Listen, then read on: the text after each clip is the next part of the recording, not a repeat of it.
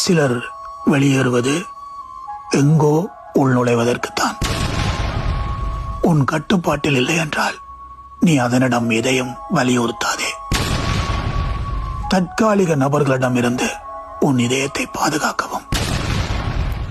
தேவைப்பட்டால் நீ எதையும் இழக்கலாம், உன்னை தவிர. உன் முடிவு சரியாக இருக்கும்போது பின்பு வருத்தப்பட்டாலும் பரவாயில்லை. வலியை மறைப்பவனுக்குத்தான் தெரியும் ஒரு தடவை புன்னகைப்பதன் கஷ்டம்.